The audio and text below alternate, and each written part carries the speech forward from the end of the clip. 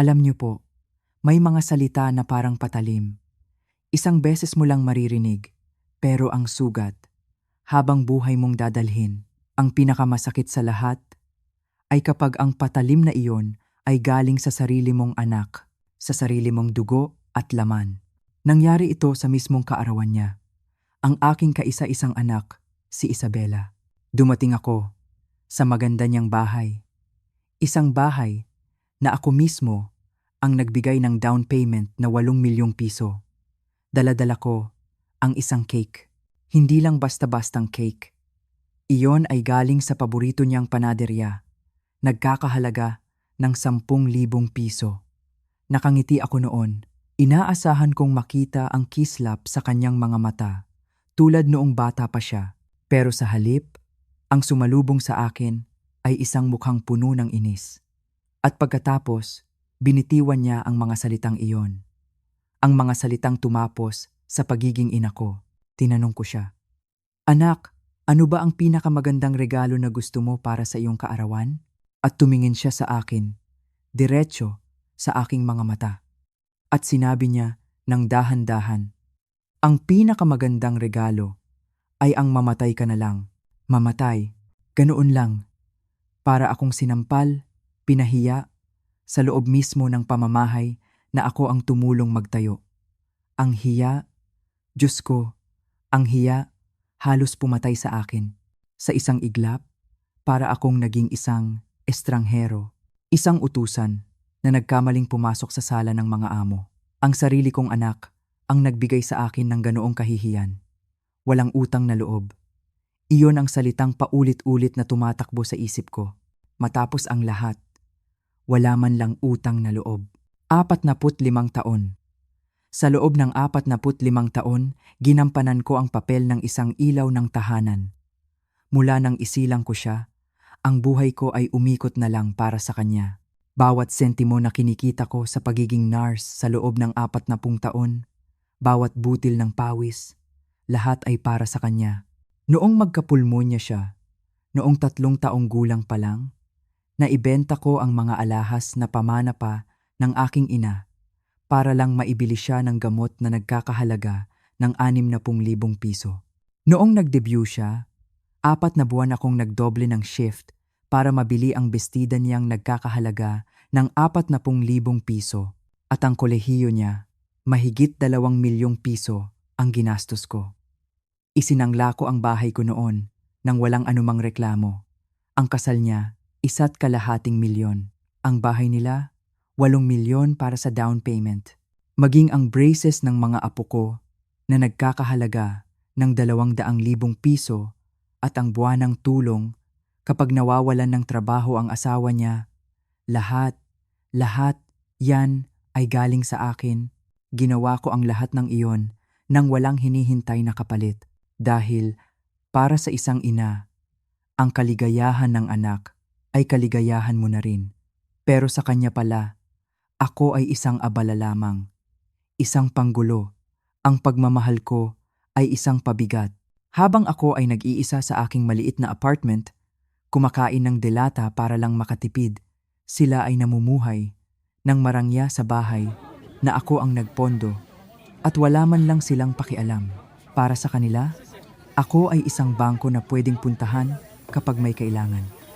Isang taga-alaga na libre. Isang solusyon sa kanilang mga problema. Pero hindi isang ina. Hindi isang taong kailangan din ng pagmamahal. Noong gabing iyon, habang papalabas ako ng bahay niya, dala ang cake na nagsimula ng matunaw, may nagbago sa loob ko. Ang mga luha ko, unti-unting natuyo. Ang sakit ay naging galit, at ang galit ay naging isang malinaw na pag-iisip. Naglakad ako palabas na parang isang talunang sundalo. Ngunit ang hindi nila alam, ang hindi alam ng sarili kong anak ay mayroon akong lihim na yaman. Hindi ito ginto o pera na nakatago sa ilalim ng kama. Ang aking lihim na yaman ay ang katotohanan. Ang katotohanan na ang bawat resibo ng malalaking gastos na iyon ay nasa aking pangangalaga. Ang katotohanan na ang pangalan ko, Ang pangalan kong Eliana ay nakasulat sa kontrata ng bahay nila bilang co-signer. Ang katotohanan na ang joint account na may 1 milyong piso para sa kanilang emergency ay kontrolado ko. Ang katotohanan na ang aking huling habilin ay maaari kong baguhin anumang oras. Akala niya, isa lang akong matandang ina na madaling paiyakin at utuin. Isang pawn sa laro ng buhay niya. Pero nagkakamali siya. Ang matandang babaeng pinalayas niya, ang inang hiniling niyang mamatay na lang, siya pala ang may hawak ng lahat ng trump card. Gusto nilang mawala ako? Gusto nilang maglaho na lang ako na parang pula? Ibibigay ko sa kanila ang kanilang hiling. Ibibigay ko ng higit pa sa inaakala nila. Pero hindi ako aalis ng tahimik. Hindi ako magluluksa sa isang sulok. Ngayon, ako naman ang magbibigay ng regalo. Isang regalo na hinding-hindi nila malilimutan. Hindi na ito tungkol sa pera. Hindi na ito tungkol sa bahay. Ito ay tungkol sa pagbawi ng aking dangal. Ang dangal na tinapakan ng sarili kong anak. Magbibigay ako ng isang leksyon. Isang leksyon tungkol sa respeto, sa pagtanaw ng utang na loob, at sa tunay na halaga ng isang ina. Sisiguraduhin kong ang leksyon na ito ay maikukuwento pa nila sa kanilang mga apo. Hindi na ako mananahimik. Panahon na para marinig nila ang aking tinig. Kung kayo po ay nakaranas na maramdamang tila isang dayuhan sa sarili niyong pamamahay, o kung ang pagmamahal na ibinibigay niyo ay tila binabalewala na lang, paki-like at share po ng video na ito. At huwag po kayong mag-atubiling mag-comment sa ibaba. Kwentuhan niyo po ako. Saan po kayo nanonood? Gusto kong marinig ang inyong mga kwento. Dahil sa laban na ito, alam kong hindi ako nag-iisa. Simulan na natin ang kwento. Pagbalik ko sa aking maliit na apartment, para akong isang basag na pinggan na ipinagtagpi-tagpi lang ng pilit. Ang katawan ko, pagod. Ang puso ko, durog. Ang cake na nagkakahalaga ng 10,000 piso, na sana ay simbolo ng pagmamahal ko, ay nasa basurahan na lang. Ang mga kandila nito, tunaw na rin, parang mga luha na hindi na kayang pigilan pa. Umupo ako sa aking lumang sofa, ang sofa kung saan ko inalagaan si Isabela noong sanggol pa siya. Dito ko siya binabasahan ng mga kuwento gabi-gabi. Dito ako umiiyak ng luha, ng kaligayahan, tuwing tatawagin niya akong nanay.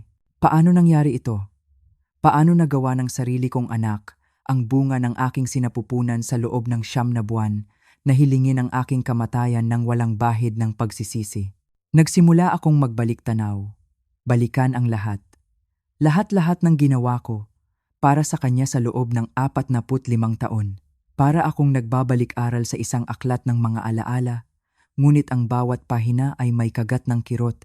Naalala ko, noong 3 taong gulang siya, nagkaroon siya ng malubhang pulmonya.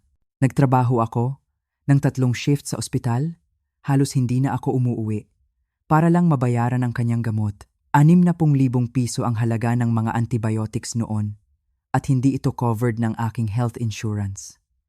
Ang pera, kinuha ko sa pagbebenta ng mga alahas na pamanapa ng aking yumaong ina.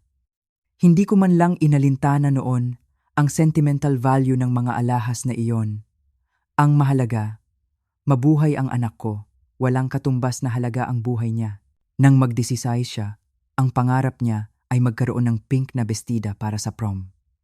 Nagtrabaho ako ng buong weekend sa loob ng 4 na buwan para lang mabili ang bestidang iyon. 40,000 piso, isang malaking halaga para sa isang nurse na single parent. Pero nang makita ko ang kislap sa kanyang mga mata, nang niyakap niya ako ng mahigpit at sinabing, "Salamat nanay. Ikaw ang pinakamagaling sa mundo. Lahat ng pagod ko ay naglaho." Akala ko, sapat na iyon. Sapat na ang pagmamahal. Sapat na ang pagpapahalaga. Sa kolehiyo, 3 beses siyang nagpalit ng kurso. Bawat semestre, ako ang nagbabayad. Hindi ako nagreklamo kahit kailan. Mahigit 2 milyong piso ang kabuuang nagastos ko. Pera na nakuha ko sa pagkuha ng ikalawang sangla sa aking bahay. Tuwing tatawag siya sa akin na umiiyak dahil nahihirapan, sasabihin ko sa kanya, Huwag kang mag-alala, anak. Ang edukasyon mo ang pinakamahalaga. Akala ko, tama ako. Akala ko, sa pamamagitan ng pagbibigay ng lahat, masisiguro ko ang kinabukasan niya, ang kinabukasan namin. Nang ikasal siya kay Marco, inorganisa at binayaran ko ang buong kasal. Mahigit 1,000,000 at 800,000 piso. Pangarap niya ang isang engrandeng kasal. Sa pinakamagandang ballroom sa syudad, may pinakamagagandang bulaklak at menu na pinili niya nang hindi iniisip ang presyo.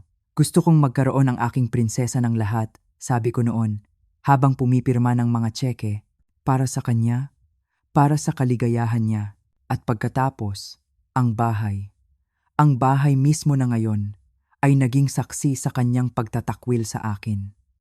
Nang magpasya sina Isabela at Marco na bumili ng kanilang unang ari-arian, hindi ako nag-atubili. Huwag kayong mag-alala sa down payment, sabi ko sa kanila. Ako ang bahala. 8,000,000 piso. Kinuha ko iyon sa aking lifetime savings. Ang perang ipon ko para sa aking pagre-retiro. Ang perang ipinagsikapan ko sa loob ng 40 taon. Nag-iisip ako noon na sapat na iyon para sa akin. Para sa akin at sa aking anak. Hindi pa roon nagtatapos ang lahat. Nang dumating ang kambal, 5 taon na ang nakalipas. Ako ang naging libreng babysitter. Gabi-gabi, kapag gustong lumabas ni na Isabela at Marco, tuwing may plano sila at kailangan ng magbabantay sa mga bata, naroon ako. Hindi ako naniningil ng kahit isang kusing. Masaya akong makatulong sa aking anak na magkaroon ng buhay na pinapangarap niya. Nang mawalan ng trabaho si Marco noong nakaraang taon, sino ang nagbayad ng mortgage sa loob ng 8 buwan? Ako. 800,000 piso na kinuha ko sa aking pensyon. Ang perang iyon ay nangangahulugan. Nakakain ako ng kanin at sardinas sa loob ng ilang linggo para lang maabot ang aking kita. At nang kailangan ng braces ng kambal, dagdag 200,000 piso na sinagot ko ng walang ikalawang pag-iisip. Huwag kayong mag-alala, sabi ko sa kanila. Nakita ko ang kanilang mga mukhang nag-aalala. Para diyan ang mga lolo't lola. Tumayo ako mula sa sofa at pumunta sa aking desk, kung saan ko iningatan ang lahat ng resibo, lahat ng patunay ng bawat sentimong ginastos ko para sa aking anak at sa kanyang pamilya. Para silang mga kahon-kahong dokumento na iningatan ko, hindi dahil sa kawalan ng tiwala, kundi dahil ipinagmamalaki ko na maalala ang lahat ng nagawa ko para sa kanila. Nagsimula akong magbilang. Ang pagpapalaki kay Isabela mula pagkabata hanggang sa siya ay magsarili, tinatayang 10,000,000 piso.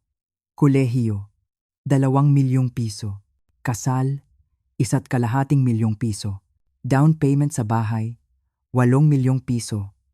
Mga bayad sa mortgage nang walang trabaho si Marco, 800,000 piso. Braces ng kambal, 200,000 piso.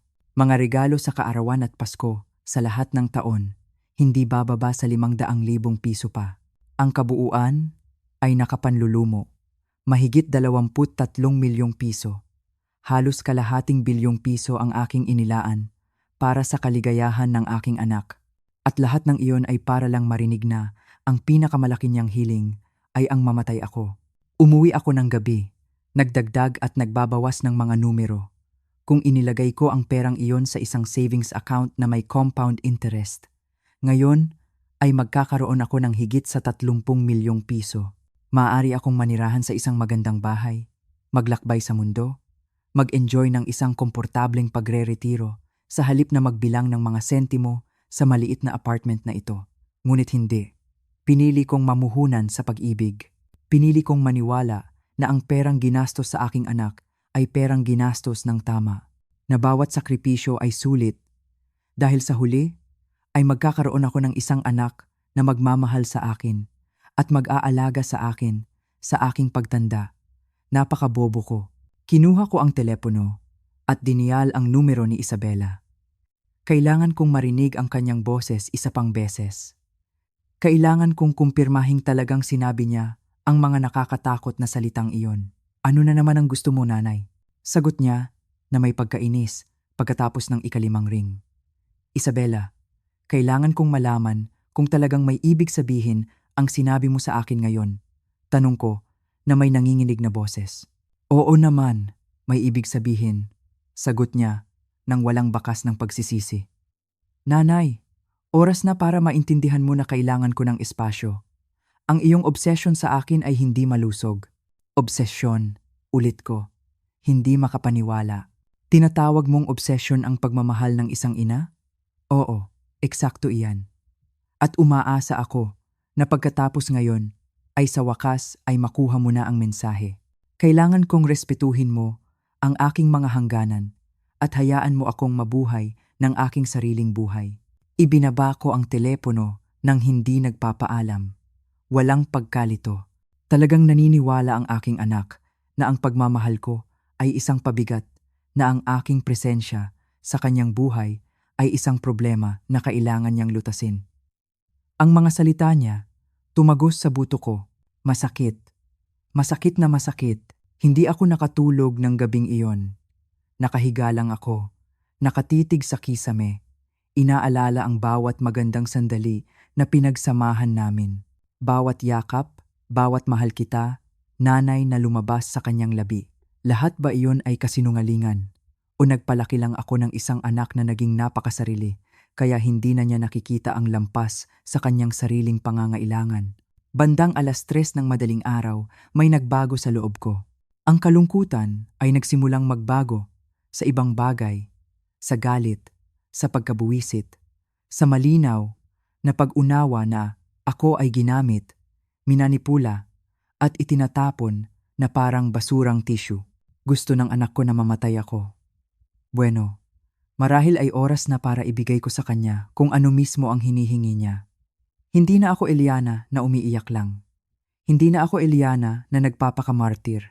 Ngayon, ako si Eliana, ang ina na matagal nang natutulog, ngunit ngayon ay gising na. Kinabukasan, nagising ako na may linaw ng isip na hindi ko naranasan sa loob ng maraming taon.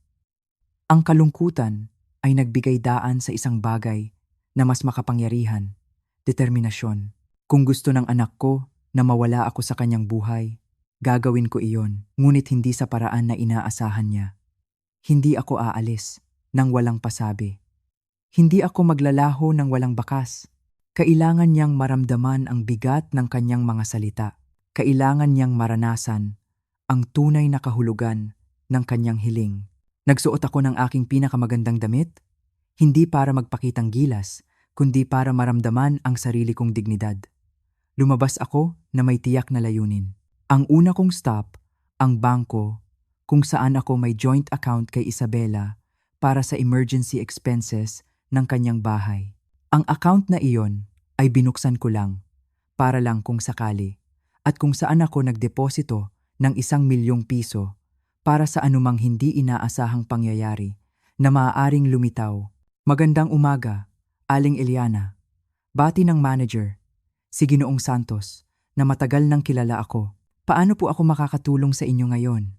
Gusto kong isara ang joint account number 458728891. Sabi ko na may ngiti na inakala niyang kabaitan, ngunit sa totoo ay puro paghihiganti. Sigurado po kayo? Babala niya. Tinitingnan ang kanyang computer screen. Ang account na iyan ay may malaking balanse na 1,000,000 piso. Ganap na sigurado. Gusto kong ilipat ang lahat ng perang iyon sa aking personal account. Sagot ko. Pinirmahan ang mga papeles nang matatag ang kamay. Ang pagtingin sa 1,000,000 pisong iyon na ibinalik sa aking personal account ay nagbigay sa akin ng kasiyahan na hindi ko naramdaman sa loob ng maraming taon. Ito ay simula pa lamang. Ito ang unang hakbang. Susunod na stop, ang opisina ng mortgage loan. Sa nakalipas na taon, nang mawalan ng trabaho si Marco, ako ang co-signer ng kanilang mortgage. Ibig sabihin, kung hindi sila makakabayad, ang responsibilidad ay mapupunta sa akin. Ngunit nangangahulugan din ito na may karapatan ako sa ari-arian na iyon. Aling Eliana, bati sa akin ng loan officer, si Ginang Cruz. Ano po ang dahilan ng inyong pagdalaw? Gusto kong repasuhin ang kontrata ng mortgage kung saan ako nakasaad bilang co-signer, paliwanag ko. Kailangan kong maintindihan ng eksakto kung ano ang aking mga karapatan at obligasyon. Habang hinahanap niya ang mga dokumento, naalala ko ang araw na pinirmahan ko ang mga papeles na iyon. Umiyak si Isabela sa damdamin. Salamat nanay. Hindi ko alam kung ano ang gagawin namin kung wala ka. Ikaw ang aming tagapagligtas, sabi niya. Niyakap ako ng mahigpit. Nagpasalamat din si Marco. Nangako sa akin na hindi sila kailanman magkakaroon ng late payments. Narito ang mga dokumento, sabi ni Ginang Cruz. Inilagay ang makapal na folder sa harap ko. Bilang isang co-signer, kayo ang may pananagutan sa mga bayarin kung hindi makabayad ang mga pangunahing may-ari. Ngunit may karapatan din kayong bawiin ang ari-arian kung naniniwala kayong hindi magagampanan ng mga nangungutang ang kanilang mga obligasyon. Eksakto, sagot ko. Sinuri ang mga papeles nang maingat. May problema ba sa mga bayarin? Tanong niya na may propesyonal na pag-aalala. Sinusuri ko ang sitwasyon, sagot ko. Inilagay ang isang kopya ng lahat ng dokumento sa aking bag. Ano ang kailangan kong gawin kung magpasya akong gamitin ang aking mga karapatan bilang co-signer? Kailangan niyo pong ipakita na may panganib ng default o na mayroon ng malalaking pagkaantala. Sa inyong kaso, nakita kong kayo ang nagbayad ng 8 buwan ng bayarin noong nakaraang taon na sapat ng ebidensya na kulang sa financial stability ang mga pangunahing may-ari. Perpekto. Nawalan na naman ng trabaho si Marco noong nakaraang linggo. Impormasyon na ibinigay sa akin ni Isabela nang hindi iniisip ang mga implikasyon. Akala niya ay humihingi siya ng tulong nang hindi direkta. Ngunit ang ibinibigay niya sa akin ay ang mga armas para sa aking paghihiganti. Umalis ako sa opisina na iyon na may ngiti. Ang aking mahal na anak ay walang ideya sa bagyo na paparating. Ang ikatlong stop ko ay ang opisina ng aking personal na abogado, si Attorney Reyes. Isang 70 taong gulang na Ginoo na naging kaibigan ng aking yumaong asawa. Kilala niya ang buong sitwasyon ng aming pamilya at naging saksi siya sa aking mga sakripisyo para kay Isabela sa loob ng maraming dekada. Eliana, bati niya sa akin ng may init. Ano ang nagdala sa iyo sa aking opisina? Hindi karaniwan na makita ka rito. Attorney Reyes, kailangan ko po ang inyong tulong sa isang napakahalagang bagay, sabi ko, umupo sa harap ng kanyang desk. Gusto kong baguhin ng lubusan ang aking huling habilin. Tinaas niya ang kilay niya sa pagtataka. May nangyari ba kay Isabela? Ikinuwento ko sa kanya ang lahat. Bawat nakakasakit na salita, bawat sandali ng paghamak, ang lamig na ipinaghiling niya sa aking kamatayan sa mismong kaarawan niya. Nakinig si Attorney Reyes sa akin ng tahimik. Ang kanyang ekspresyon ay naging mas seryoso sa bawat detalye. Eliana, sabi niya sa huli, sobrang ikinalulungkot ko ang pinagdadaanan mo. Hindi ko akalaing magagawa ni Isabela ang ganoon matapos ang lahat ng ginawa mo para sa kanya. Ako rin, buntong hininga ko. Ngunit nakapagdesisyon na ako. Gusto kong baguhin ang aking huling habilin at iwan ang lahat sa isang charitable organization, sa isang bahay ampunan. Gusto ko ring magtayo ng trust fund para sa aking mga apo, ngunit hindi maaaring makakuha si Isabela ng pera doon hanggat hindi sila nagiging 25 taong gulang. Magagawa iyan. Tumango si Attorney Reyes. Nagsusulat. Gusto mo rin bang palitan ang mga benepisyaryo ng iyong life insurance? Oo, syempre. Anumang may pangalan ni Isabela, gusto kong baguhin. Ang aking anak ay gusto akong mamatay. Ngunit kapag ako ay namatay, hindi siya makakatanggap ng kahit isang sentimo mula sa akin. Naglaan kami ng 2 oras sa pagsusuri ng lahat ng aking legal na dokumento. Ang aking life insurance policy na nagkakahalaga ng 5 milyong piso. Ang aking savings, ang aking apartment, ang aking mga investments, lahat ng dating itinalaga para kay Isabela ay mapupunta na ngayon sa Orphans Foundation, ang bahay ampunan kung saan ako nagboluntaryo sa loob ng maraming taon. May isa pa, sabi ko nang matapos kami. Gusto kong ihanda mo ang lahat ng dokumento para bawiin ang bahay kung saan nakatira si Isabela. Bilang co-signer ng mortgage, may karapatan ako at ang kanyang asawa ay nawalan na naman ng trabaho. Nagliwanag ang mga mata ni Attorney Reyes sa pag-unawa. Ngayon, Naiintindihan ko na kung saan patungo ang lahat ng ito. Sigurado ka bang gusto mong gawin iyan? Ganap na sigurado, sagot ko na may determinasyon na ikinagulat maging ng aking sarili. Sinabi sa akin ng aking anak na magiging mas madali ang buhay niya kung mawawala ako. Bueno, mawawala ako. Ngunit bago iyon, sisiguraduhin kong maintindihan niya ng eksakto kung ano ang ibig sabihin ng mabuhay nang wala ako at nang wala ang lahat ng ginawa ko para sa kanya. Nang umalis ako sa opisina ni Attorney Reyes, madilim na. Naglakad ako sa mga kalye ng aming kapitbahayan na nakaramdam ng pagkabago na parang nagising ako mula sa isang mahabang panaginip. Sa loob ng 45 taon, nabuhay ako para kay Isabela. Isinakripisyo ko ang aking sariling mga pangarap at pagnanasa upang ibigay sa kanya ang lahat ng gusto niya. Ngunit wala na. Hindi na. Nakabalik ako sa aking apartment at nagbuhos ng isang baso ng alak, isang bagay na hindi ko ginawa sa loob ng maraming taon. Ang mag-toast sa sarili ko ay isang bagay na ganap na bago. Ngunit naramdaman ko itong napakagaan. Kinuha ko ang aking telepono at diniyal ang isang numero na nasave ko, buwan na ang nakakaraan. Ngunit hindi ko kailanman naglakas loob na gamitin. Ito ay para sa isang travel agency na nag-specialize sa mga retirado na nag-aalok ng mga pakete para sa paninirahan sa ibang bansa. Magandang gabi. Ito po si Eliana Santos, sabi ko nang sumagot sila. Nakita ko po ang inyong promotion tungkol sa paninirahan sa Switzerland. Maaari po bang magpadala kayo sa akin ng kumpletong impormasyon? Oo, Aling Eliana. Ang Switzerland po ay isang napakapopular na destinasyon sa aming mga kliyente. Mayroon po kaming ilang programa mula sa pansamantalang pananatili hanggang sa permanenteng residency. Anong uri po ng impormasyon ang kailangan nyo? Lahat-lahat, sagot ko nang walang pag-aalinlangan. Gusto kong malaman ang lahat tungkol sa kung paano makapagsisimula ang isang 72 taong gulang na tao ng isang bagong buhay sa Switzerland. Pagkatapos kong ibaba ang telepono, tumayo ako sa bintana, nakatanaw sa syudad kung saan ako nabuhay sa buong buhay ko. Malapit na, lahat ng ito ay magiging alaala na lamang. Ang aking anak ay humiling ng aking pagkawala bilang isang regalo sa kaarawan at ibibigay ko ito sa kanya sa pinakamapagpakitang tao na paraan.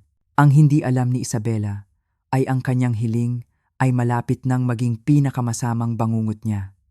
Ako, si Eliana, ay handa nang bumangon, handang lumipad, handang mabuhay. Ang mga sumunod na araw ay parang isang roller coaster ng mga emosyon at lihim na paghahanda. Tuwing umaga, gumigising ako na may halong sakit at determinasyon na nagtutulak sa akin na magpatuloy sa aking plano. Para akong nagising mula sa isang mahabang pagkakatulog kung saan nabuhay lang ako para bigyan ng kasiyahan ang aking anak. At ngayon, sa wakas, nabubuhay na ako para sa aking sarili. Noong Miyerkules ng umaga, tumunog ang aking telepono. Si Isabela, sa isang saglit, bumilis ang tibok ng aking puso. Iniisip na baka napag-isipan na niya, na baka hihingi siya ng tawad sa mga kahindik-hindik na salitang sinabi niya. Napaka-inosente ko pa rin pala. Nanay, sabi niya sa malamig na boses na nakasanayan ko na kamakailan. Kailangan kong humingi sa iyo ng pabor. Ni hindi man lang nangumusta. Dumiretso agad siya sa punto na para bang ako ay kanyang personal na katulong. Ano ang kailangan mo? Tanong ko. Curious na makita kung hanggang saan aabot ang kanyang kapangyarihan. Ang kambal ay may presentasyon sa eskwela sa Biyernes. At si Marco at ako ay may mahalagang hapunan sa trabaho. Pwede mo ba silang bantayan? Sa gabing iyon, ang kabalintunaan ay napakasarap pakinggan. Ang parehong babae na humiling ng aking kamatayan bilang regalo sa kaarawan ay humihingi ngayon sa akin na bantayan ang kanyang mga anak na para bang walang nangyari, na para bang ako ay isang mapagkukunan na laging nariyan. Chief and Joshua, hindi ako pwede, simpleng sagot ko. Ano ang ibig mong sabihin na hindi ka pwede? Tanong niya na may tunay na pagtataka. Malinaw na hindi siya sanay na sinasabihan ko siya ng hindi. Mayroon akong ibang mga plano. Pagsisinungaling ko na may ngiti na hindi niya nakikita. Anong mga plano ang posibleng mayroon ka? Tanong niya na may mapanghamak na tono na labis na nakasakit sa akin. Na para bang sa edad na 72, wala akong karapatang magkaroon ng sariling buhay. Mga plano na wala kang pakialam. Sagot ko, pinapanatili ang aking kahinahunan. Maghanap ka na lang ng ibang yaya. Pero nanay, hindi ako makakakuha ng yaya sa maikling paunawa. Bukod pa riyan, kailan ka pa naniningil para bantayan ang sarili mong mga apo? Ayan na naman, ang emosyonal na manipulasyon na ginamit niya sa akin sa loob ng maraming taon. Ngunit sa pagkakataong ito, hindi ito gagana. Simula nang sabihin mo sa akin na ang pinakamalaking regalo mo ay ang mamatay ako, sagot ko na may lamig. Kung gusto mong mawala ako sa iyong buhay, sisimulan ko na ngayon. Nagkaroon ng mahabang katahimikan sa kabilang linya. Sa huli, nagpakawala si Isabela ng isang sarkastikong tawa. Seryoso, parurusahan mo ako na parang isang pasaway na bata, sabi niya. Akala ko pagkatapos ng ilang araw, tapos na ang drama. Hindi ito drama, Isabela. Ito ay paggalang sa iyong hiling. Gusto mong mawala ako, kaya iyon ang gagawin ko. Sige, sabi niya na may inis. Kung gusto mong maging ganyan kaisip bata, bahala ka. Pero huwag kang iiyak mamaya kapag nag-iisa ka na. Ibinaba niya ang telepono nang hindi nagpapaalam. Perpekto. Bawat pakikipag-ugnayan ay nagpapatunay na tama ang aking desisyon. Nang hapong iyon, muli akong pumunta sa bangko. Sa pagkakataong ito ay para gawin ang isang bagay na hindi ko akalaing gagawin ko. Nag-withdraw ako ng malaking bahagi ng aking ipon sa cash. 1.2 milyong piso na inilagay ko sa isang sobre at itinago sa aking personal na safe ang perang kakailanganin ko para sa aking bagong buhay sa Switzerland. Tumawag din ako sa travel agency at kinumpirma ang aking biyahe. Isang flight papuntang Zurich sa susunod na Martes na may opsyon na palawigin ang aking pananatili ng walang takda. Ang paunang gastos ay 250,000 piso, pera na binayaran ko ng walang kurap. Ito ang pinakamahal at pinakamatalinong investment na ginawa ko sa loob ng maraming taon. Noong Huwebes ng umaga, nakatanggap ako ng hindi inaasahang pagbisita. Ito ay ang aking kapitbahay, si Tita Lorna, isang 68 taong gulang na babae na nakatira sa apartment sa tabi at kung kanino ako nakabuo ng isang pagkakaibigan sa nakalipas na 5 taon. Eliana, sabi niya, umupo sa aking sala na may tasa ng kape. Iba ang itsura mo nitong mga nakaraang araw. May nangyari ba? Si Tita Lorna ay isang tahimik na saksi sa lahat ng aking mga sakripisyo para kay Isabela. Nakita niya akong magkansela ng mga plano sa kanya para magmadaling pumunta tuwing kailangan ako ng aking anak.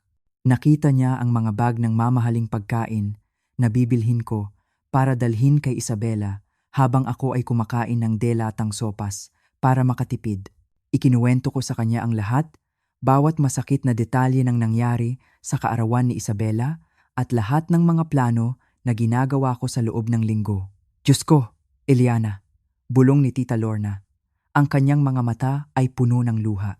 Hindi ako makapaniwala na sasabihin ni Isabela ang isang bagay na napakalupit sa iyo matapos ang lahat ng ginawa mo para sa kanya. Ang pinakamasama ay sinabi niya iyon na parang ito ang pinakanormal na bagay sa mundo, paliwanag ko, na para bang ako ay isang panggulo sa kanyang buhay na kailangan alisin at talagang pupunta ka sa Switzerland. Oo, sagot ko nang may katatagan. Nakabili na ako ng tiket. Aalis ako sa Martes. Kinuha ni Tita Lorna ang aking mga kamay ng may kabaitan. Alam mo na mayroon kang buong suporta ko, tama? Ang ginawa sa iyo ni Isabela ay hindi mapapatawad. May isa pa, sabi ko, hininaan ang aking boses. Kakailanganin ko ang iyong tulong sa isang napakahalagang bagay. Ipinaliwanag ko ang aking kumpletong plano kung paano ko gustong maniwala si Isabela na talagang namatay ako kahit sa isang sandali. Si Tita Lorna ang magiging aking kasabwat, ang taong makakahanap ng aking walang laman na apartment at ng aking paalam na sulat. Ito ay napakatalino. Bulong ni Tita Lorna na may mapilyang ngiti. Ang walang utang na loob na batang iyon ay sa wakas ay maiintindihan kung ano ang ibig sabihin ng mawala ka. Tutulungan mo ba ako? Oo naman. Sa katunayan, sa tingin ko ito mismo ang kailangan ni Isabela para magising. Nang gabing iyon, ginawa ko ang pinakamahalagang sulat ng aking buhay.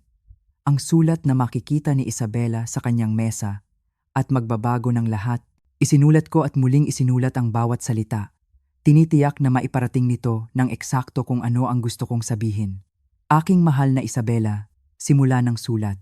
Humingi ka sa akin bilang regalo sa kaarawan na mawala sa iyong buhay at nagpasya akong tuparin ang iyong hiling. Kapag nabasa mo ang sulat na ito, malayo na ako rito. Sinisimulan ang buhay na dapat kong nabuhay maraming taon na ang nakalipas sa halip na isakripisyo ang lahat para sa iyo. Nagpatuloy ako sa pagsusulat ng ilang oras, idinodokumento ang bawat sentimong ginastos ko sa kanya, bawat sakripisyong ginawa ko, bawat pagkakataong pinalampas ko sa pamamagitan ng laging pagiging available para sa kanyang mga pangangailangan. Ngunit hindi ito isang mapait na sulat. Ito ay isang sulat na pang-edukasyon. Gusto kong maintindihan niya ng eksakto kung ano ang nawala sa kanya. Kasama ng sulat na ito, makikita mo ang lahat ng mga legal na dokumento na pinirmahan ko ngayong linggo. Patuloy kong isinulat ang pagbabago ng huling habilin, ang pagkansela ng iyong health insurance na binabayaran ko, ang abiso na bilang co-signer ng iyong mortgage, nagpasya akong gamitin ang aking mga karapatan dahil sa kawalan ng katatagan sa trabaho ni Marco at ang pagkansela ng lahat ng mga benepisyong pinansyal na natanggap mo mula sa akin. Ito ay isang 23 pahinang sulat na masinsinang nagdetalye ng lahat ng magbabago sa kanyang buhay. Ngayong nawala na ako, tulad ng gusto niya.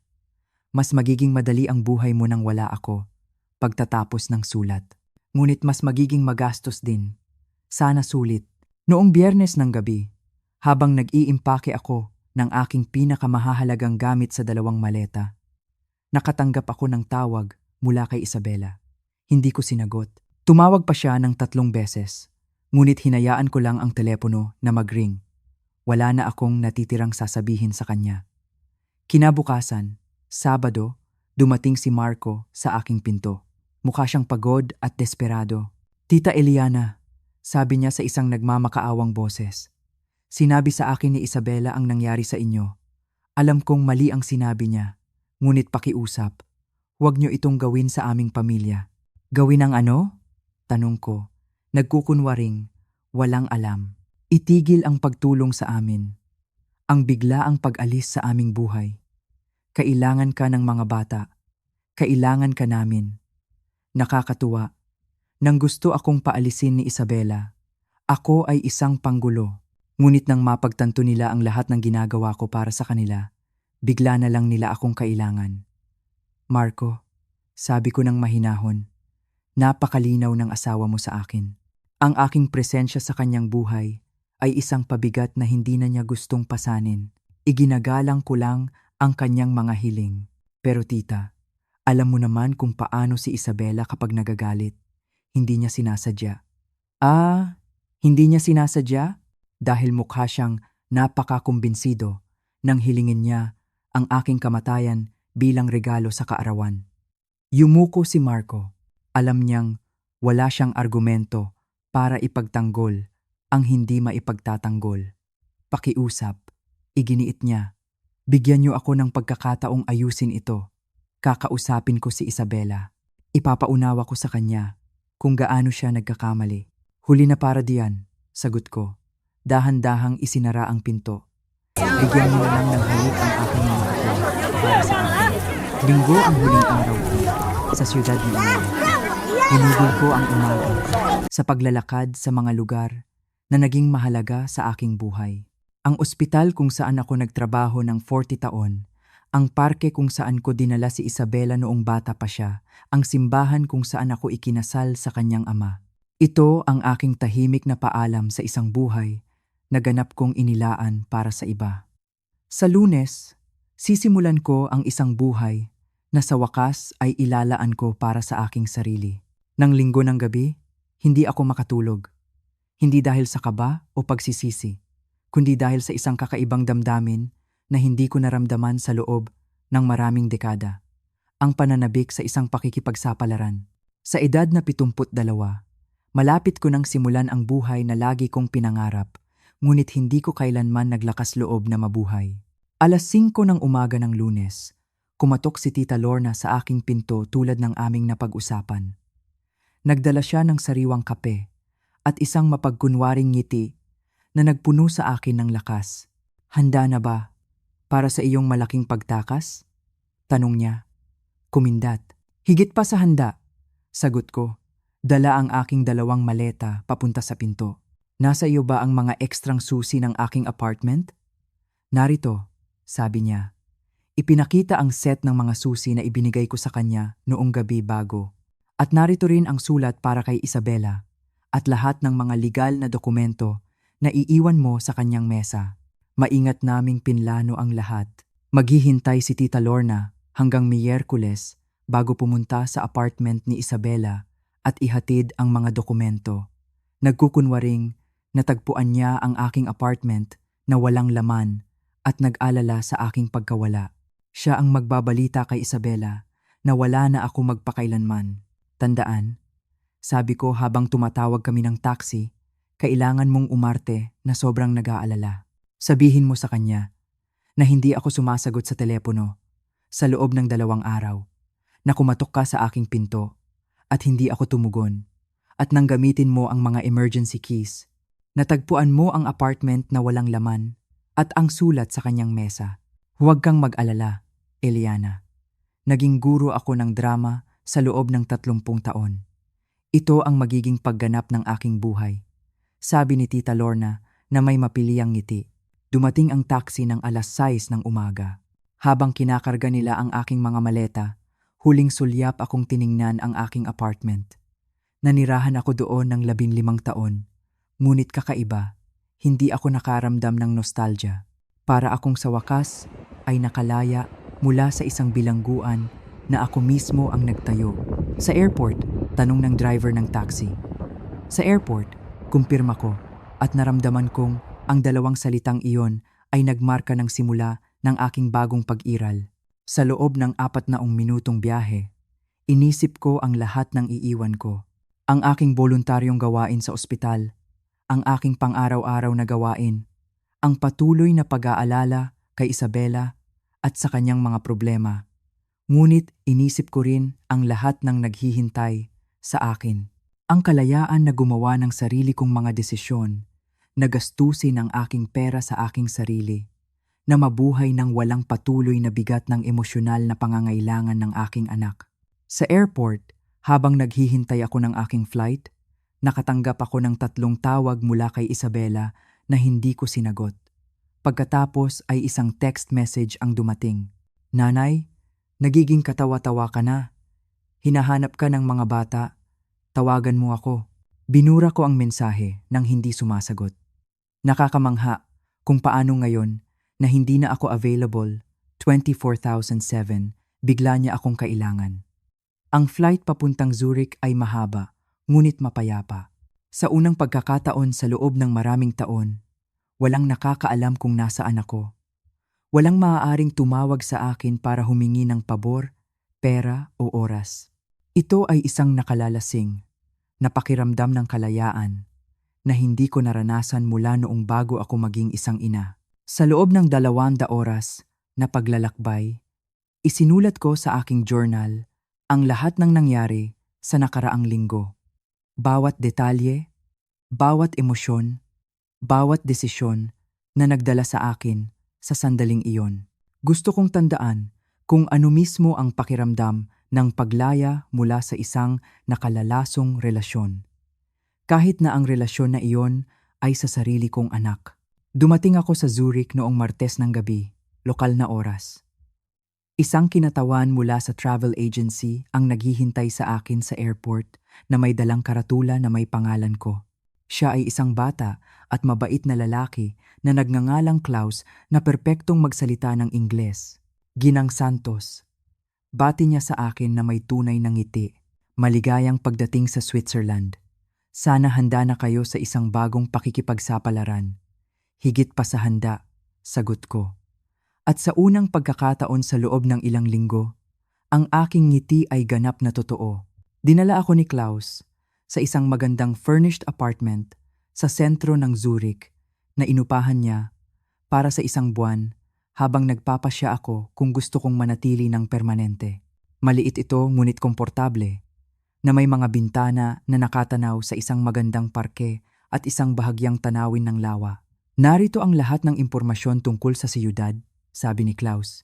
Iniabot sa akin ang isang makapal na folder, mga lugar na makakainan, mga aktibidad para sa mga taong kasing edad mo, mga klase sa Aleman, mga social group.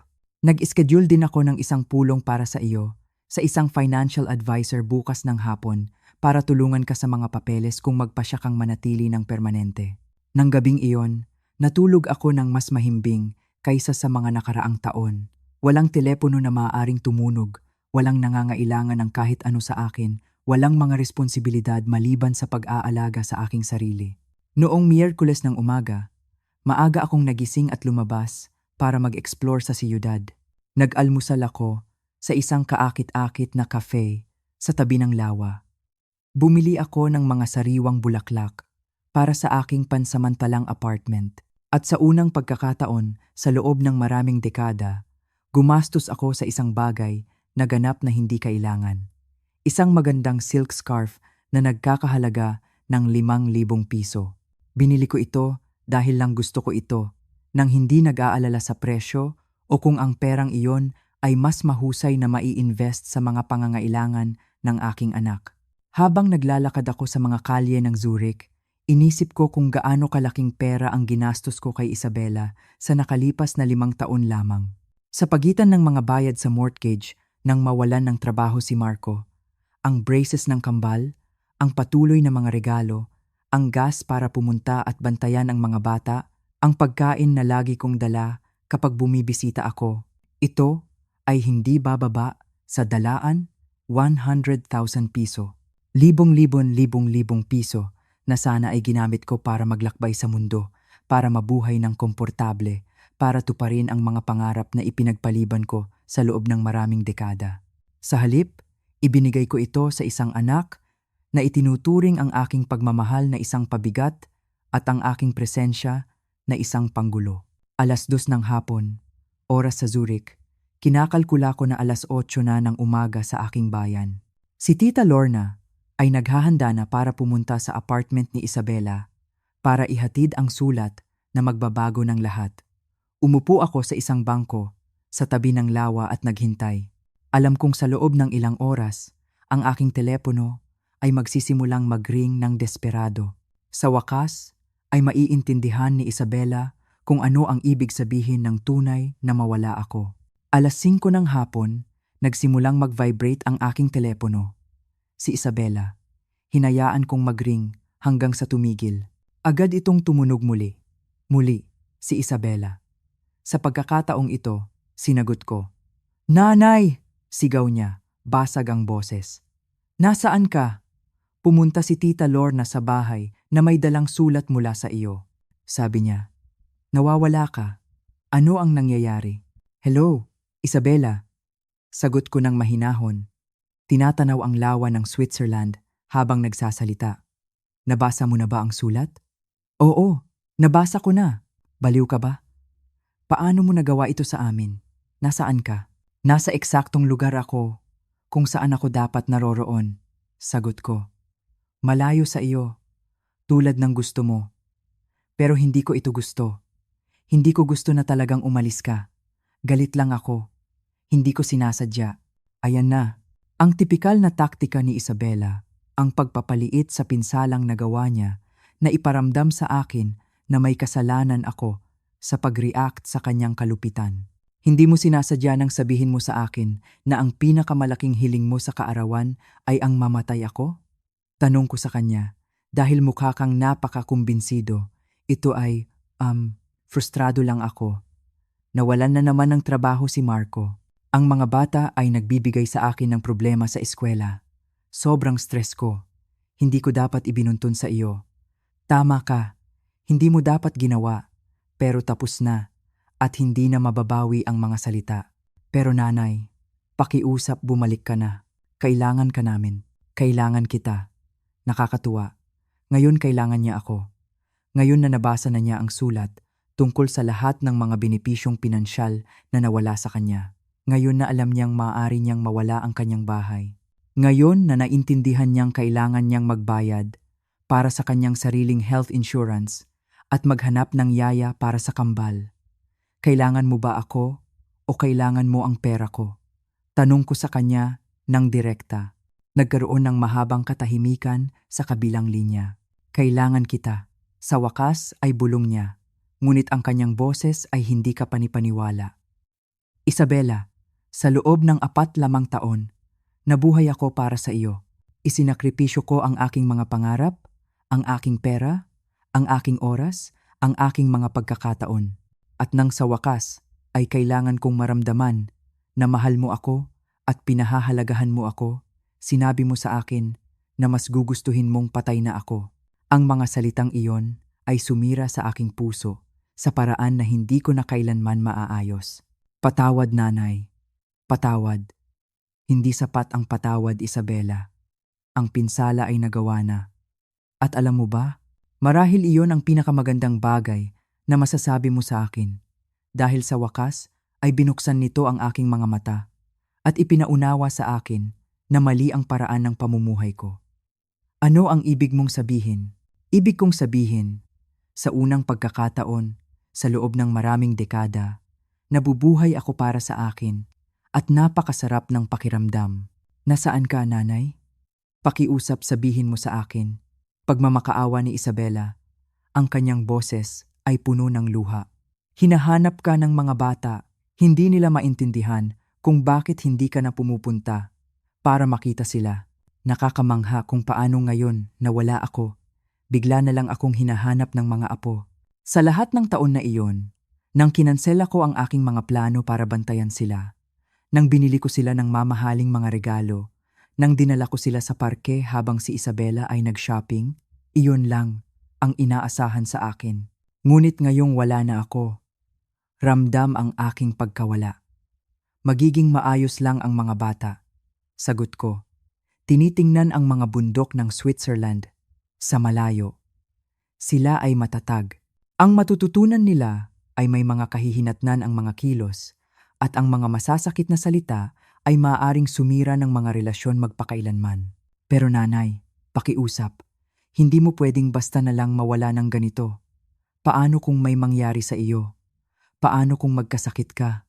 Paano namin malalaman? Ngayon nag-aalala na siya sa aking kapakanan. Napakaginhawa. Isabela, sa nakalipas na 5 taon, 3 beses akong nagkaroon ng mataas na presyon ng dugo na nagdala sa akin sa ospital. Alam mo ba kung ilang beses mo akong binisita? Wala.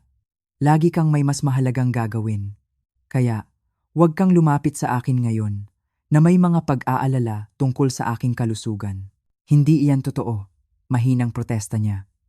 Totoo iyon. Noong unang beses akong na-ospital, tinawagan kita mula sa emergency room. Sinabi mo sa akin na hindi ka makakapunta dahil may appointment ka sa parlor.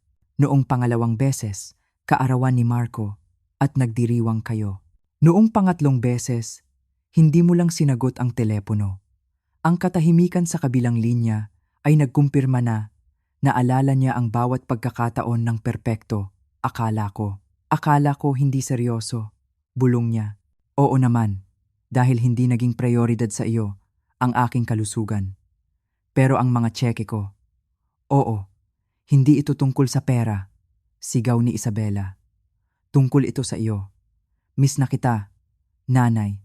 Miss mo ba ako o miss mo ang pagkakaroon ng isang taong available 24/7 para lutasin ang iyong mga problema? Ibinaba ko ang telepono nang hindi naghihintay ng sagot. Agad itong tumunog muli, ngunit sa pagkakataong ito, pinatay ko ito ng tuluyan. Kailangan ko ng kapayapaan para i-enjoy ang aking unang gabi ng kalayaan. Nang gabing iyon, lumabas ako para maghapunan mag-isa sa isang eleganteng restaurant sa tabi ng lawa. Nag-order ako ng pinakamahal na pagkain sa menu, salmon na may caviar na nagkakahalaga ng 4,000 piso, at uminom ako ng isang buong bote ng French wine. Ilang taon na ang nakalipas mula noong binigyan ko ang aking sarili ng ganoong luho. Laging iniisip na ang pera ay maaaring maging kapaki-pakinabang para kay Isabela. Kinabukasan, Huwebes, binuksan ko ang aking telepono at natagpuan ang 47 missed calls at 23 text messages, lahat mula kay Isabela at Marco. Ang mga mensahe ay nagbago mula sa pakiusap hanggang sa pananakot. "Pakiusap, nanay, sagutin mo," sabi ng una. Sobrang nag-aalala kami. Ang ikalima ay nagsabing, "Kung hindi ka sasagot, tatawag kami sa pulis." Ang ikasampu ay nagbanta, "Tumawag na kami sa pulis. Sabi nila, wala silang magagawa dahil nag-iwan ka ng sulat na nagpapaliwanag ng iyong pag-alis." Ang ikalabinlima ay umamin. "Tumawag sa amin ang bangko. Kinansela mo ang joint account. Paano kami magbabayad para sa mga emergency?" Ang ikadalawampu ay nagsabing, "Ang ganda tingnan kung paano ang pag-aalala sa aking kapakanan ay mabilis na naging panic sa mga pinansyal na implikasyon ng aking pagkawala." Nagpasya akong sagutin ang isang mensahe lamang. "Maayos lang ako. Nasa eksaktong lugar ako kung saan ako dapat naroroon. Huwag niyo akong hanapin." Ang sagot ay dumating sa loob ng wala pang 5 minuto. "Hindi mo naiintindihan ang ginagawa mo. Sisirain mo kami." Tumawag sa amin ang abogado ng mortgage. Sabi niya, "Maaari mong kunin ang aming bahay." Ayan na ang katotohanan. Hindi siya nag-aalala na baka ako ay nagdurusa o nasa panganib. Nag-aalala siya dahil sa wakas ay naintindihan niya ang mga pinansyal na implikasyon ng pagkawala sa akin. Sumagot ako, "Ngayon naiintindihan mo na kung ano ang halaga ng pagkakaroon sa akin sa iyong buhay. Sayang, at huli na ng mapagtanto mo." Nang hapong iyon, nagkaroon ako ng pulong sa Swiss financial advisor. Siya ay isang mas matanda at napaka-propesyonal na lalaki na nagngangalang Herr Mayer, na tumulong sa akin na maintindihan ang lahat ng aking mga opsyon para sa permanenteng paninirahan sa Switzerland. "Sa iyong kasalukuyang ipon at iyong American pension," paliwanag niya, "maaari kang mabuhay ng komportable dito sa natitirang bahagi ng iyong buhay." Ang Switzerland ay may mahusay na mga programa sa pangangalagang medikal para sa mga retiradong dayuhan at ang kalidad ng buhay ay pambihira. Sa unang pagkakataon sa loob ng maraming taon, hayagan akong nagsalita tungkol sa aking pananalapi nang hindi nag-aalala sa pag-iipon ng pera para sa mga emergency ni Isabela. Nakakapagpalaya na kalkulahin ang aking mga gastos batay lamang sa aking sariling mga pangangailangan at pagnanasa. "Maaari mo ring invest ang bahagi ng iyong ipon sa ekonomiya ng Switzerland," patuloy ni Herr Mayer. "Ang mga kita ay matatag at ligtas. Sa loob ng 5 taon, maaari mong doblehin ang iyong mga ari-arian kung mamumuhunan ka ng matalino." Doblehin ang aking mga ari-arian. Ilang beses ko na bang nagkaroon ng ganoong pagkakataon? Ngunit mas pinili kong gastusin ang pera sa mga kapritso ng aking anak. "Mayroon pa ba akong dapat sabihin sa iyo?" Dagdag ng tagapayo. "Marami kaming mga kliyente sa mga sitwasyong katulad ng sa iyo, mga matatandang tao na dumating sa Switzerland na naghahanap ng isang bagong simula pagkatapos ng mga komplikadong relasyon sa pamilya. Hindi ka nag-iisa sa karanasang ito. Ang impormasyong iyon ay lubos na nagbigay aliw sa akin. Hindi ako ang tanging ina na minanipula at itinapon ng mga walang utang na loob na anak. Mayroong isang buong komunidad ng mga tao na pinili ang kanilang sariling kaligayahan kaysa sa mga nakalalasong pangangailangan ng kanilang mga pamilya. Noong Biyernes ng umaga, sumali ako sa isang hiking group para sa mga matatanda. Mayroong 8 babae at 4 na lalaki. Lahat ay nasa pagitan ng 60 at 75 taong gulang. Lahat ay naghahanap ng pakikipagsapalaran at mga bagong karanasan. Sa loob ng bus, nakipag-usap ako sa isang babae na nagngangalang Ingrid, isang 71 taong gulang na Aleman, na dumating sa Switzerland 2 taon na ang nakalipas.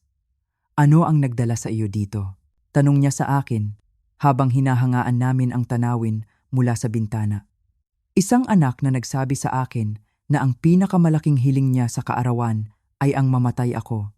Sagot ko ng walang filter. Wala na akong lakas para pagandahin ang katotohanan. Tumingin sa akin si Ingrid na may malalaking mata. Seryoso. Ganap na seryoso. Matapos pondohan ang kanyang bahay, halos palakihin ang kanyang mga anak at isakripisyo ang aking pagre-retiro para sa kanyang mga pangangailangan, sinabi niya sa akin na ang aking presensya sa kanyang buhay ay isang hindi matiis na pabigat. Diyos ko, bulong ni Ingrid. At ano ang ginawa mo? Ano? Tanong niya. Nawala ako sa kanyang buhay at narito ako. Ngumiti si Ingrid na may paghanga.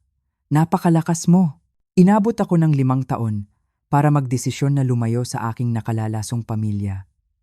Ang aking anak na lalaki at manugang ay itinuring ako na parang ATM na may mga binti. Sa natitirang bahagi ng araw, nagbahagi kami ni Ingrid ng aming mga kuwento. Dumating siya sa Switzerland matapos mapagtanto na ang kanyang mga anak na may sapat na gulang ay nakikipag-ugnayan lamang sa kanya kapag kailangan nila ng pera para sa kanilang mga bakasyon, kanilang mga bagong kotse o kanilang mga kapritso. Nang magpasya siyang magtakda ng mga hangganan, inakusahan nila siya na isang makasariling ina at nagbanta na hindi na siya papayagang makita ang kanyang mga apo. Ang mga unang buwan ay mahirap, pag-amin ni Ingrid habang naglalakad kami sa isang medieval na bayan. Kinain ako ng guilt. Akala ko baka talagang makasarili ako na ang isang mabuting ina ay dapat laging magsakripisyo para sa kanyang mga anak. At ano ang nagpabago sa iyong pananaw? Tanong ko. Napagtanto ko na hindi kailanman nagtanong ang aking mga anak kung masaya ba ako, kung may sapat ba akong pera para sa aking sariling mga pangangailangan o kung ang aking patuloy na mga sakripisyo ay nakakasakit sa akin. Ang tanging pakialam nila ay kung ano ang maibibigay ko sa kanila. Iyon ay hindi pag-ibig, Eliana. Iyon ay pagsasamantala. Ang kanyang mga salita ay tumatak ng malalim sa aking puso. Sa loob ng maraming dekada, ipinagkamali ko ang emosyonal na manipulasyon sa pagmamahal ng anak, ang patuloy na mga pangangailangan sa tunay na pangangailangan. Sa wakas, malinaw na sa akin ang lahat. 3 linggo, matapos ang aking pagdating sa Switzerland, ang aking bagong buhay ay nagsimulang magkaroon ng hugis sa paraang hindi ko kailanman inakala. Nag-enroll ako sa mga klase ng Aleman 3 beses sa isang linggo. Sinimulan ko ang isang kurso sa pagpipinta ng watercolor tuwing Martes at Huwebes. At sumali ako sa isang book club para sa mga expat na nagkikita tuwing linggo. Sa unang pagkakataon sa loob ng maraming dekada, ang aking kalendaryo ay puno ng mga aktibidad na ako ang pumili. Mga aktibidad na nagbibigay sa akin ng kasiyahan at personal na paglago. Ngunit ang pinaka-nakakagulat ay ang pera. Nang walang patuloy na pangangailangan sa pananalapi ni Isabela, ang aking ipon ay hindi lamang nanatiling matatag, kundi ito ay lumalago. Ang mga investment na ginawa ko kasama si Hermeyer ay nagpapakita na ng positibong kita at sa unang pagkakataon, maaari kong kalkulahin ang aking pinansyal na hinaharap batay lamang sa aking sariling mga pangangailangan. Nang Huwebes ng umagang iyon, habang nag-aalmusal ako sa aking paboritong cafe sa tabi ng lawa, nakatanggap ako ng tawag mula sa isang internasyonal na numero na hindi ko kilala. Nag-alinlangan akong sagutin, ngunit nanaig ang aking kuryosidad. Ginang Eliana Santos? Tanong ng isang babaeng may Amerikanong accent. Opo, ako nga po. Sino po ito? Ang pangalan ko po ay Sarah Williams. Isa po akong social worker sa Family Services Department sa inyong bayan. Tumatawag po ako dahil nakatanggap kami ng reklamo tungkol sa inyong kapakanan. Nanlamig ang aking dugo. Isang reklamo? Anong uri? Ang inyo pong anak na si Isabela Santos ay naghain ng reklamo na nagsasabing maaring kayo ay dumaranas ng demensya o cognitive decline at gumagawa kayo ng mga desisyon sa pananalapi at buhay na naglalagay sa inyo sa panganib Ayon sa kanya, bigla kayong nawala at naninirahan sa mga alanganing kondisyon sa ibang bansa. Hindi ako makapaniwala sa aking naririnig. Si Isabela, ang aking anak, ay umabot na sa sukdulan ng pakikialam sa mga serbisyong panlipunan, nag-iimbento ng isang sakit sa isip upang pawalang bisa ang aking mga desisyon at pilitin akong bumalik. Ginawa niya ito hindi dahil sa pag-aalala, kundi dahil sa desperasyon, dahil sa pera. Binibining Williams, sagot ko sa isang matatag na boses. Hindi po ako dumaranas ng demensya o cognitive decline. Ako po ay naninirahan sa Switzerland sa aking sariling pagpili, sa isang komportableng apartment na may mahusay na pangangalagang medikal at nasa perpektong kalusugan ng isip. Ang mga paratang ng aking anak ay ganap na hindi totoo. Naiintindihan ko po ang inyong posisyon, Ginang Santos. Ngunit kailangan po naming beripikahin ang inyong kapakanan. Posible po bang mag-coordinate tayo ng isang medikal at psikolohikal na pagsusuri sa pamamagitan ng American Consulate sa Switzerland? Oo naman, sagot ko ng walang pag-aalinlangan. Handa po akong sumailalim sa anumang pagsusuri na magpapatunay na ako ay nasa perpektong kalusugan ng isip at ang aking mga desisyon ay ginawa ng may ganap na kaliwanagan. Pagkatapos i-coordinate ang mga detalye para sa pagsusuri, ibinaba ko ang telepono, nakakaramdam ng halo-halong galit at hindi paniniwala. Si Isabela ay tumawid na sa isang linya na walang balikan. Hindi lamang niya hiniling ang aking kamatayan, ngunit ngayon ay sinusubukan niyang sirain ang aking kredibilidad sa pag-iisip upang mabawi ang kontrol sa aking pera at aking buhay. Ito ay isang desperadong hakbang mula sa isang desperadong tao na nawalan ng kontrol. Agad kong tinawagan ang aking abogado, si Atty. Reyes, sa aking bayan, Eliana. Bati niya na may pag-aalala. Masaya akong marinig ang iyong boses. Nagkaroon ako ng isang napaka-interesanting linggo kasama ang iyong anak. Sigurado ako. Kakausap ko lang sa social services. Inaakusahan ako ni Isabela na may demensya. Hindi lang iyan, buntong hininga ni Atty. Reyes. Kumuha rin siya ng ibang abogado para subukang labanan ang lahat ng mga legal na pagbabago na ginawa mo bago ka umalis. Inaakusahan niya na hindi ka nasa tamang pag-iisip nang pirmahan mo ang mga iyon. Magagawa ba niya iyon? Maaari niyang subukan, ngunit wala siyang matibay na legal na batayan. Mayroon akong mga recording ng lahat ng ating mga pag-uusap kung saan malinaw mong ipinapakita ang ganap na kaliwanagan. Bukod pa rito, ang katotohanan na masinop mong pinlano ang iyong pag-alis at naninirahan ng nakapag-iisa sa Switzerland ay sumasalungat sa anumang paratang ng cognitive decline. Ano pa ang ginagawa niya? Sinubukan niyang i-access ang iyong mga bank account, nag-aalala raw sa iyong kapakanan. Gusto rin niyang pigilan ang proseso ng pagbawi sa bahay. Ngunit dahil legal na suportado ang lahat, at siya mismo ang pumirma sa mga dokumento kung saan inaamin niyang nawalan na naman ng trabaho si Marco, wala siyang balidong argumento. Hindi ka panipaniwala kung gaano kalayo ang handang gawin ni Isabela para maibalik ang mga benepisyong pinansyal na nawala sa kanya. Sa halip na tanggapin ang kanyang pagkakamali, mas pinili niyang sirain ang aking reputasyon. Atty. Reyes, gusto kong ihanda mo ang isang demanda para sa paninirang puri laban sa aking anak. Ang kanyang mga maling paratang tungkol sa aking kalagayan, sa pag-iisip ay maaaring makaapekto sa aking reputasyon at sa aking mga legal na karapatan. Ikalulugod ko, sagot ni Atty. Reyes na may kasiyahan. Matapos makita kung paano kanya tinatrato, sa tingin ko ay oras na para harapin niya ang mga legal na kahihinatnan ng kanyang mga aksyon. 2 araw pagkatapos ng tawag na iyon, nagpakita ako sa American Consulate sa Zurich para sa mga medikal at psikolohikal na pagsusuri. Ang doktor na sumuri sa akin ay isang mas matanda at may karanasang lalaki na agad na naunawaan ang sitwasyon. Ginang Santos, sabi niya sa akin pagkatapos ng isang masusing 3 oras na pagsusuri, hindi lamang kayo nasa perpektong kalusugan ng isip, ngunit ang mga desisyon na inyong ginawa ay nagpapakita ng kahanga-hangang kaliwanagan at katapangan. Ang inyong anak ay malinaw na sinusubukang manipulahin ang legal na sistema upang mabawi ang mga benepisyong pinansyal. Opisyal na idodokumento iyan. Ganap. Magpapadala ako ng isang detalyadong ulat sa social services na nagpapaliwanag na ang kanyang mga paratang ay walang batayan at na kayo ay nabubuhay ng isang malaya at malusog na buhay sa Switzerland. Nang hapong iyon, nakatanggap ako ng tawag mula sa social worker, Ginang Santos. Natanggap na po namin ang medical report mula sa consulate. Malinaw po na walang batayan ang mga paratang ng inyong anak. Isasara na po namin ang kaso at aabisuhan si Isabela na ang kanyang mga reklamo ay walang basehan. Salamat, sagot ko. Mapupunta po ba ito sa anumang uri ng talaan?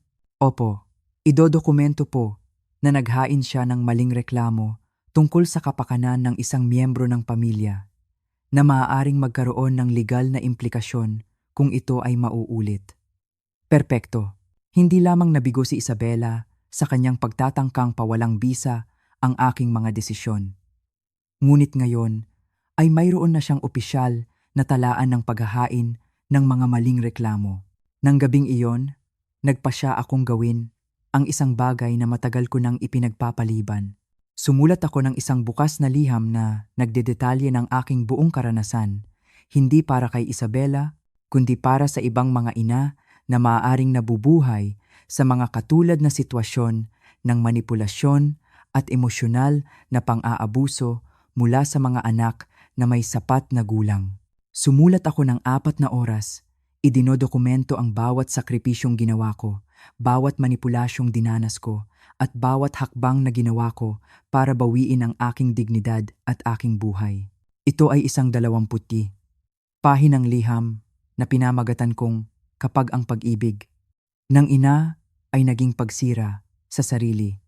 Ang aking kuwento ng paglaya sa edad na 72. Nagpasya akong ipadala ang liham sa isang online blog na natuklasan ko na nag-specialize sa mga kuwento ng mga matatandang babae na natagpuan ang lakas ng loob na radikal na baguhin ang kanilang buhay. Isang linggo, pagkatapos, nakatanggap ako ng isang masigasig na tugon mula sa editor.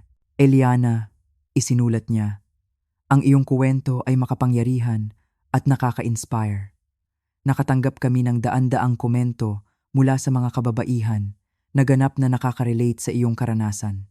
Payag ka bang makilahok sa isang video interview para sa aming YouTube channel? Agad akong pumayag. Panahon na para gamitin ang aking karanasan para tulungan ang ibang mga kababaihan na nakakulong sa mga nakalalasong dinamika ng pamilya.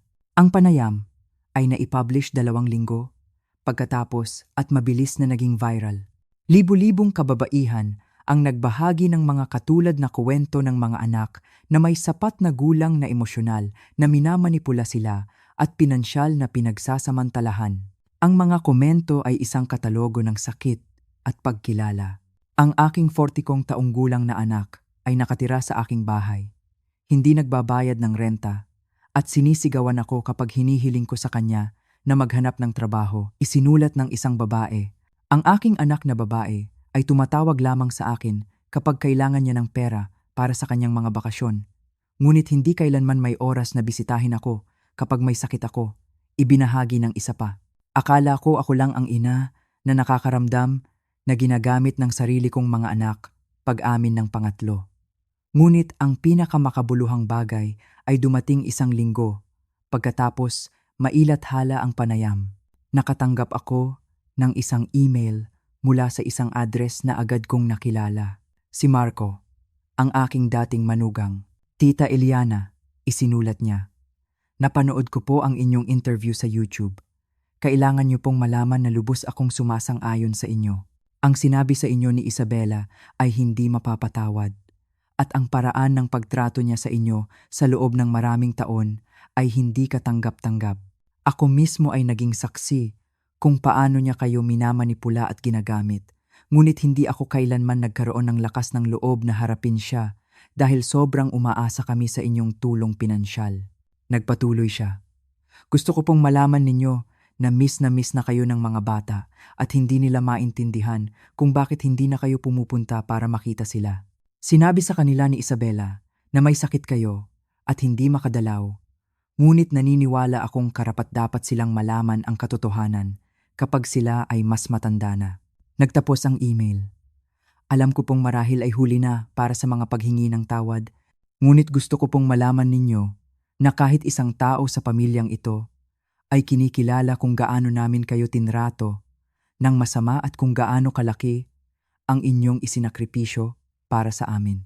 Sana po ay masaya kayo sa inyong bagong buhay. Binasa ko ang email ng 3 beses bago magpasya kung paano tutugon. Sa huli, isinulat ko, Marco, pinahahalagahan ko ang iyong katapatan, ngunit ang mga paghingi ng tawad pagkatapos ng lahat ay hindi nagbabago sa pinsalang nagawa. Sana ang karanasang ito ay makatulong sa iyo na maging isang mas mahusay na asawa at ama at naituro mo sa iyong mga anak na pahalagahan ang mga taong nagmamahal sa kanila bago maging huli ang lahat. Ito ang unang pagkakataon na may isang tao sa aking pamilya na hayagang kinilala ang pang-aabusong dinanas ko.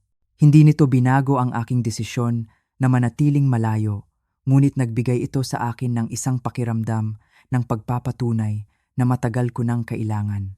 Ang aking bagong buhay sa Switzerland ay namumukadkad sa paraang hindi ko kailanman inakala. Mayroon akong mga tunay na kaibigan na nagpapahalaga sa akin kung sino ako, hindi sa kung ano ang maibibigay ko. Mayroon akong mga libangan at hilig na muli kong natuklasan. Mayroon akong kapayapaan ng isip at katatagan sa pananalapi at higit sa lahat, mayroon akong dignidad. 6 na buwan pagkatapos ng aking pagdating sa Switzerland, ang aking buhay ay nagkaroon ng hugis na hindi ko kailanman pinangarap. Isang perpektong umaga ng tagsibol nang makatanggap ako ng isang tawag na muling magbabago ng lahat. Si Tita Lorna, ang aking mahal na kapitbahay, at kasabwat, Eliana, sabi niya na may excited na boses. Kailangan mong marinig ito. Nawala na kay Isabela ang bahay. Huminto ang aking puso sa isang sandali. Sa kabila ng lahat, isang bahagi sa akin ay nag-aalala pa rin sa kapakanan ng aking mga apo. Ano po eksakto ang nangyari? Tanong ko. Na-foreclose ng bangko ang mortgage noong nakaraang linggo. Hindi makahanap si Marco ng isang matatag na trabaho. Naantala sila sa mga bayarin? At dahil ikaw ang co-signer at ginagamit mo ang iyong mga legal na karapatan, nagpatuloy ang bangko sa foreclosure. Pumunta sa akin si Isabela kahapon na umiiyak ng husto. At ang mga bata? Maayos lang sila. Lumipat sila sa isang maliit na apartment sa kabilang panig ng bayan. Sa wakas ay nakakuha si Marco ng trabaho sa isang pabrika. Kumikita ng mas mababa kaysa dati, ngunit kahit papaano ay isang bagay na matatag. Kinailangan ding bumalik sa trabaho ni Isabela. Kakaiba ang halo-halong damdamin na aking naranasan. Hindi ako nakaramdam ng kagalakan para sa kanilang pagdurusa, ngunit isang malalim na kasiyahan ng hustisya.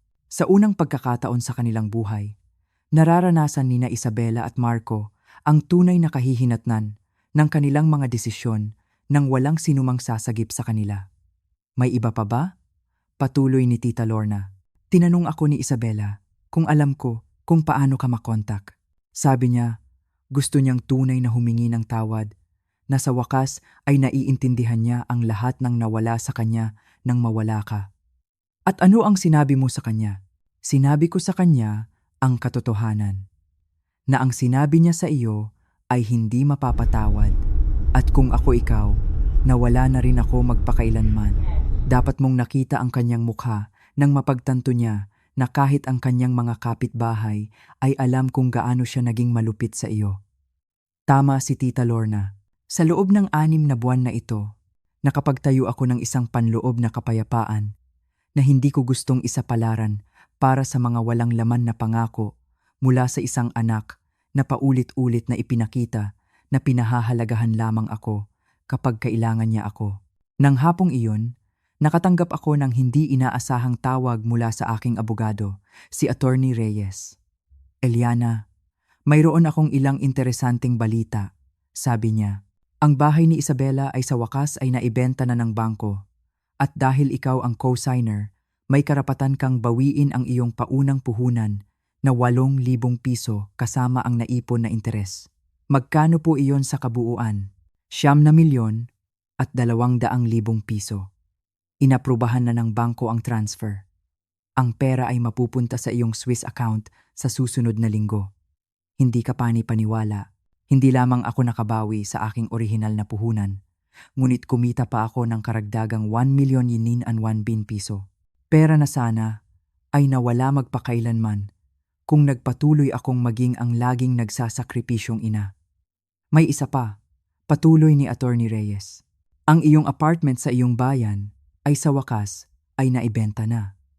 Pagkatapos ng mga komisyon at gastos, ang netong halaga ay 4,000,000, 7,000,000 piso.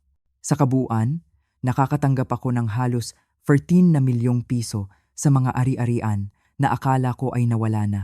Sa aking kasalukuyang ipon at mga investment na ginawa ko sa Switzerland, ang aking kabuuang net worth ay lumampas na ngayon sa 25 milyong piso. Sa edad na 72, mas mayaman ako kaysa dati sa aking buhay. 2 taon pagkatapos ng aking pagdating sa Switzerland, nakatanggap ako ng isang pisikal na sulat sa aking mailbox. Ang sulat kamay sa sobre ay pamilyar, ngunit hindi ko agad matukoy. Nang buksan ko ito, huminto ang aking puso. Galing ito sa aking mga apo, ngayon ay 12 taong gulang na. Mahal na Lola Eliana, isinulat nila sa sulat kamay ng bata. Sinabi sa amin ni tatay ang totoo kung bakit ka umalis. Sinabi niya na sinabi sa iyo ni nanay ang ilang napakapangit na bagay at iyon ang dahilan kung bakit ka nagpasya na magsimula ng isang bagong buhay na malayo sa amin.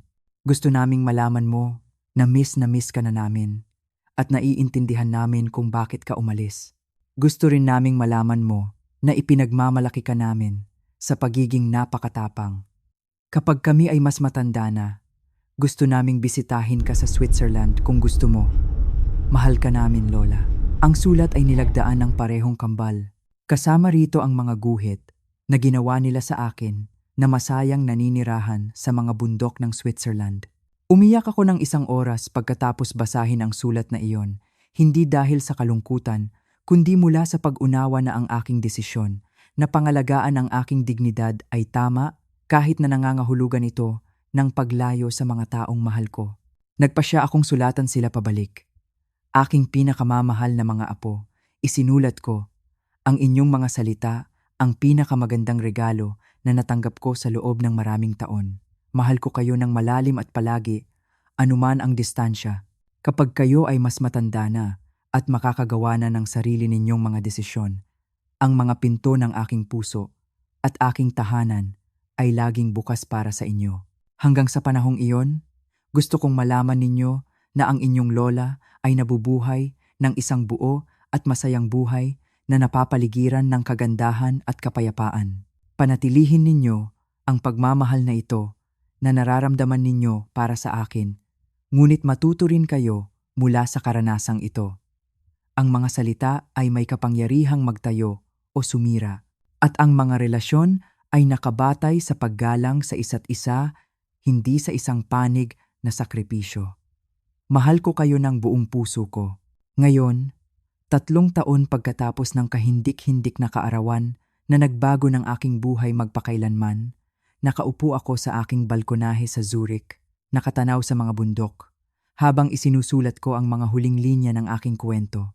Ako ay 75 taong gulang na may ari-arian na higit sa 30 milyong piso, isang bestseller na libro, mga mahal na kaibigan mula sa buong mundo, at isang panloob na kapayapaan na hindi ko akalaing mararanasan ko muli. Hiniling sa akin ni Isabela bilang isang regalo sa kaarawan na mawala sa kanyang buhay. Tinupad ko ang hiling na iyon sa pinakamapagpakitang tao na paraan. Ang hindi niya kailanman kinakalkula ay sa pagkawala sa akin. Hindi lamang niya nawala ang isang ina na nagmamahal sa kanya ng walang kondisyon, kundi nawala rin niya ang taong nagpapanatili ng katatagan sa kanyang mundo sa pananalapi sa loob ng maraming dekada. Ang aking pagkawala ay ang aking regalo sa kanya. Ang aking bagong buhay ay ang aking regalo sa aking sarili. At sulit ito sa bawat luha, bawat sakripisyo, at bawat sandali ng sakit na nagdala sa akin dito. Dahil minsan, ang tanging paraan para iligtas ang iyong sarili ay ang magkaroon ng lakas ng loob na ganap na mawala upang muling isilang bilang ang taong lagi mong dapat na maging